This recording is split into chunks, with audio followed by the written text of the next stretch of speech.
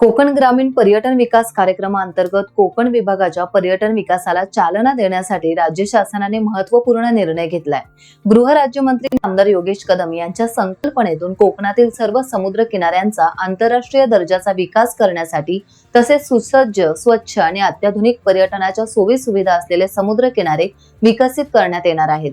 यासाठी प्रथम प्राधान्याने दापोली तालुक्यातील कर्दे समुद्र किनाऱ्याच्या सुशोभीकरणासाठी 14 कोटींचा निधी ग्रामविकास राज्यमंत्री आमदार योगेश कदम यांनी मंजूर केलाय। या निर्णयामुळे कोकणातील पर्यटनास नवी दिशा मिळणार असून कोकणच्या पर्यटन विकासासाठी महत्त्वपूर्ण पावले उचलण्यात आलेली आहेत। या योजनेअंतर्गत कर्दे समुद्र किनाऱ्यावर विविध मूलभूत आणि पर्यटन विषयक सोयी सुविधा उभारण्यात येणार आहेत।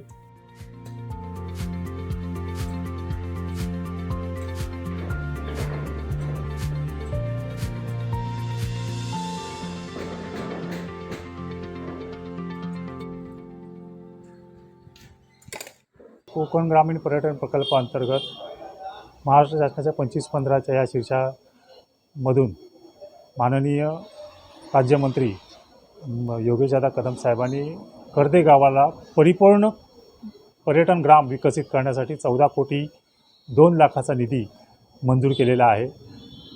कर्देवासियांतर्फे माननीय राज्यमंत्री योगेशदादा कदम साहेब यांचं मी खूप खूप आभार व्यक्त करतो, धन्यवाद देतो।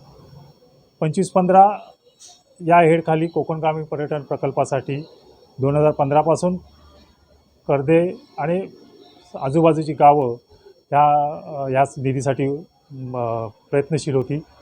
माननीय राज्यमंत्री ग्रामविकास मंत्री योगेशदादांच्या लक्षात आलं की कोकण ग्रामीण पर्यटन प्रकल्पामधून आपण एक गाव चांगल्या पद्धतीने विकसित करू शकतो।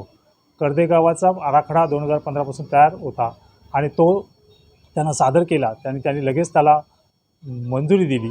त्याबद्दल कर्देवासियांचे पुन्हा एकदा अभिनंदन करतो। या निधीसाठी माननीय आमचे मार्गदर्शक प्रदीपप्पा सुर्वे यांनी खूप चांगल्या पद्धतीने सहकार्य केलं। त्याचबरोबर भगवानजी घाडगे साहेबांनी सुद्धा आम्हाला त्या निधी प्राप्त करण्यासाठी सहकार्य केलं आणि त्याबद्दल मी त्यांचे आभार व्यक्त करतो। धन्यवाद।